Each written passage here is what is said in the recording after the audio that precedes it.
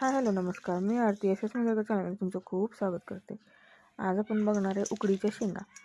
उकडीच्या शेंगा म्हणजे तुरीच्या शेंगा उकडून कशा लागतात. खूप सुंदर लागतात ह्या शेंगा. आणि हे बघा, ह्या शेंगा असं पाणी घालून 2 तांबे पाणी घातले मी याच्यात.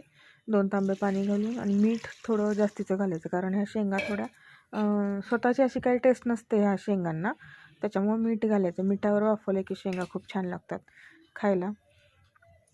आणि मग गरम गरम ह्या थंडीच्या दिवसात खायला खूप हेल्दी असतात आणि मुलांना द्यायचे आहे खायला. असं तर मुलं काही तोडून सोलून खायचे नाहीत. मग हे काहीतरी मीठ वगैरे घालून करून दिलं की आपोआपच खातात. त्याच्यामुळं तर ह्या शेंगा मी शेतातून घेऊन आले होते येडामशीला गेल्यावरती. हे बघा, शेतातून आणलेली भाजीपाला, कोथिंबीर फ्रेश अशी, आणि ह्या तुरीच्या शेंगा, बोरं आणि चिंचा घेऊन आले होते मी शेतातून. आणि आवळे, चिंचा तर एवढ्यात लागल्या होत्या, खूप मोठ्या मोठ्या चिंचा होत्या शेतामध्ये. हे बघा आवळे, हे बघा असे फ्रेश फ्रेश आवळे.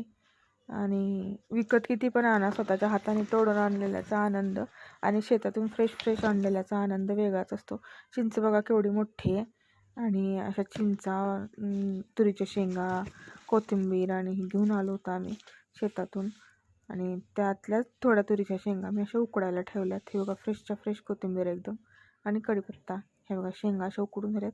3 शिट्ट्या घेतल्यात मी कुकरला ह्या शेंगा घालून. हे बघा, अशा ह्याची बी निघतात बाजूला. असं दिलं की गरम गरम मुलं पण खायला आवडीने खातात. आणि नक्की ट्राय करून बघा तुम्ही पण. असं छान लागतात ह्या शेंगा खायला आणि हेल्दी पण असतात. अशा मऊ शिजायला पाहिजेत. अशा कच्च्या कच्च्या ठेवल्या की बरोबर नाही, म्हणूनच 3 शिट्ट्या घेतल्यात मी कुकरला. हे बघा, असे बी वेगळे होतात. गरम गरम शेंगा खूप छान लागतात खायला. बघूयात आता मुलांना देऊन त्यांचे रिॲक्शन कसे आहेत, त्यांना आवडते का नाही. हे बघा, मुलं बसलीत मित्रांसोबत बाहेर खेळत. स्वीटी पण आहे आमची. हे बघा,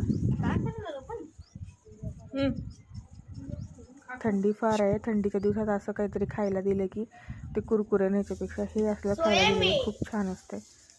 हे बघा, कसं आहे मुलांना. ट्राय करून बघा. आवडला असेल व्हिडिओ तर लाईक सबस्क्राईब करा.